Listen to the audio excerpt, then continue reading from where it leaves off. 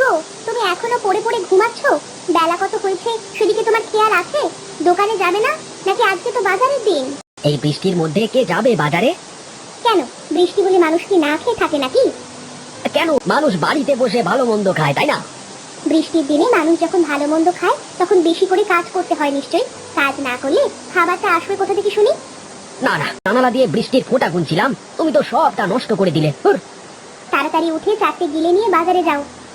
বললাম তো বাজারে আমাকে জ্বালিও না। আমার কথা তোমার মাথায় ঢুকলো না? না, দাঁড়াও দেখাচ্ছি মজা। এই কে কে কে কে ছাদ ফুটো হয়ে গেল নাকি রে বৃষ্টিতে? এ কি, তুমি আমার গায়ে পানি ঢেলে দিলে? বেশ করেছি, এখন উঠে বাজারে যাও, নইলে এবার ঠান্ডা জলের জায়গায় গরম জল ঢালবো। আরে কানাই, আয় আয়, তাড়াতাড়ি আয়। এটা এই বৃষ্টি বাদলের মধ্যে কোথায় চললে দাদা? কোথায় আর যাবো বল, সকাল বেলায় বৃষ্টির মধ্যে ঘুমিয়েছিলাম, বউ এসে গায়ের উপর পানি ঢেলে দিল। তোমার তো গায়ের উপর পানি ঢেলেছে, তাও আমার বউ তো গরম খোঁচা নিয়ে এসেছিল। বলিস কি রে, একেবারে গরম খোঁচা? তা নয় তো আর কি বলছি। চল, পা চালিয়ে চল তো, দোকানে যেতে হবে। তুমি কি পাগল হয়েছো নাকি দাদা? এই বৃষ্টির মধ্যে দোকানে গিয়ে কি করবো বলো তো? গিয়ে দেখবো দোকান একদম ফাঁকা পড়ে আছে। দোকানে যাবি না তাহলে কি করবি? তোমার কাছারি ঘরেই যাই বরং, সেখানে গণেশও থাকবে, তিনজনে মিলে বসে আড্ডা দেওয়া যাবে। হ্যাঁ হ্যাঁ, তাই চল তাই চল। এই গোপাল কানাই, আয় আয়, আমি তোদের জন্যই অপেক্ষা করছিলাম। জানতাম বৃষ্টি হচ্ছে তো তুই ঠিক আসবি। হ্যাঁ হ্যাঁ, বৃষ্টির দিনে বাজারে গিয়ে তো আর কোনো কাজ নেই, তাই ভাবলাম কাছারি ঘরে বসে তোমার সাথে গল্প করি। তবে তুই ভালোই করেছিস, আমি একা একা বৃষ্টির ফোঁটা গুনছিলাম, এখন বসে বসে গপ্প করা যাবে একসাথে, কি বলিস? বৃষ্টির মধ্যে বসে আড্ডা দেওয়ার মজাই অন্যরকম গো। হ্যাঁ রে হ্যাঁ, ঠিকই বলেছিস। এই রে, ঘরে তো নুন শেষ, এখন কি করি? মানুষটাও তো বাজারে চলে গেছে। যাই দেখি মিনতি দিদির কাছে একটু নুন পাওয়া যায় কিনা দেখে আসি। এই দিদি, মিনতি দিদি, বাড়িতে আছো? হ্যাঁ রে হ্যাঁ, আছি, আসছি। মালতী, তুই আয়, ভেতরে আয়। না গো, আমি আর ভেতরে যাব না, তোমার কাছে একটু নুন হবে গো দিদি? বাড়িতে নুন শেষ হয়ে গেছে, আমার মানুষটাও বাজারে চলে গেছে, এখন তো রান্না করতে হবে। হ্যাঁ, তুই আয়, ভেতরে আয়, আমি তোকে নুন দিয়ে দিচ্ছি। কি করি বলো তো দিদি, মানুষটা একদম কাজবাজ কিছুই করতে চায় না, প্রতিদিন বকে বকে তারপরে কাজে পাঠাতে হয়।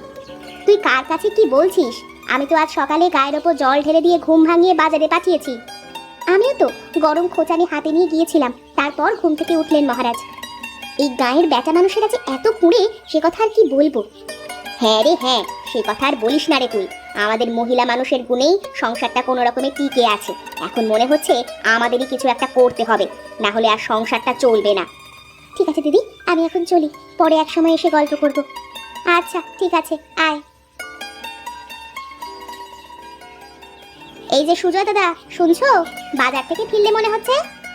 হ্যাঁ, একটু বাজারে গিয়েছিলাম বাজার করতে, বাজার করি তো ফিরছি। তা তোমার গোপাল দাদাকে কি দোকানে দেখলে? কই না তো, দাদাকে তো দোকানে দেখতে পেলাম না, দোকান তো বন্ধ ছিল। ভাবলাম দাদার দোকান থেকে এক খাঁচি ডিম নেবো, তা তো আর হয়ে উঠলো না। আচ্ছা আমি এখন চলি। আচ্ছা তাই যাও।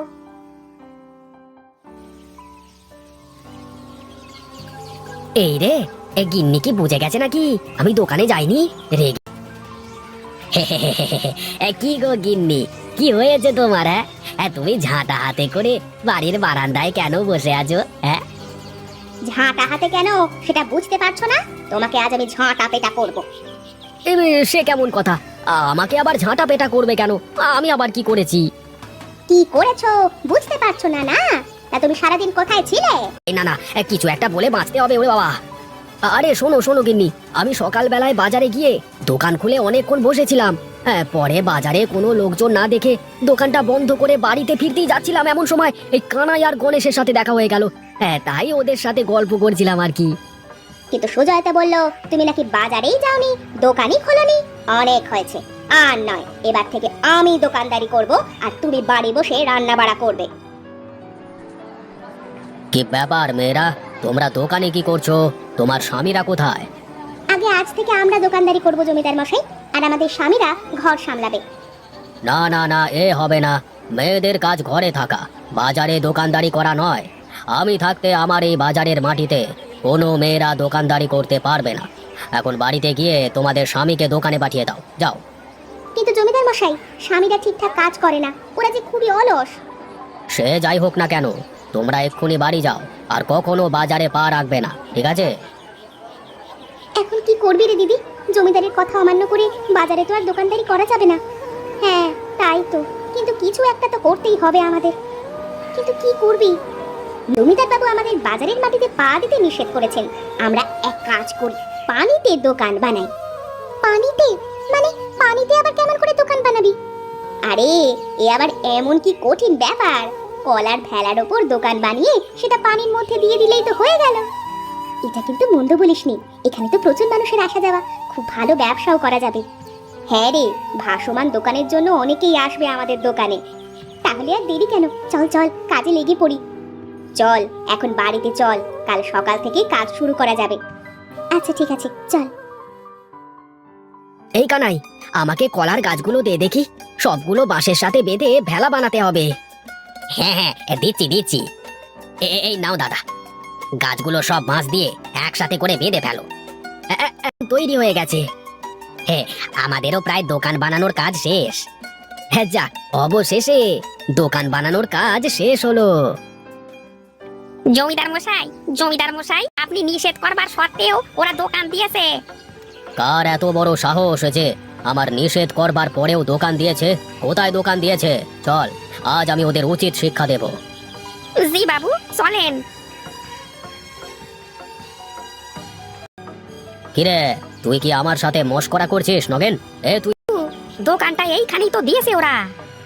এখানে দোকান দিয়েছে মানে? আশেপাশে তো কোনো দোকানই দেখছি না। বাবু বাবু, এই দূরে তাকিয়ে দেখুন, ওই নদীর মাঝখানে ওরা দোকান দিয়েছে, ভাসমান দোকান। বলিস কি রে, একেবারে ভাসমান দোকান? চল চল গিয়ে দেখি। বাহ, কি সুন্দর বুদ্ধি তোদের! পানির উপর যে দোকান বানানো যায় এটা তো জানা ছিল না। খুব ভালো করেছিস, ব্যবসাটা চালিয়ে যা এভাবে। আর যদি কোনো কিছুর দরকার হয় বা কোনো সমস্যা হয় আমাকে বলবি, তাহলে আমি আছি তোদের পাশে, বুঝলি? আপনাকে অনেক অনেক ধন্যবাদ জমিদার বাবু। আসুন এক কাপ চা খান, আপনি আমাদের দোকানের প্রথম খরিদ্দার। করলেন বাবু, আপনি তো গিয়েছিলেন ওদের শাস্তি দিতে, কিন্তু আপনি এমন কেন করলেন? তোর কথা শুনে জীবনে অনেক ভুল কাজ করেছি, আর ভুল কাজ করব না। এক্ষুনি আমার চোখের সামনে থেকে দূর হয়ে যা, দূর হ। এইসব আপনি কি বলছেন বাবু? আমি কোথায় যাবো? এটা তো মাঝ নদী। কোথায় যাবি? দাঁড়া দেখাচ্ছি। হট! এখন যা, গোপালের ভাসমান দোকানে গিয়ে চা বিক্রি কর।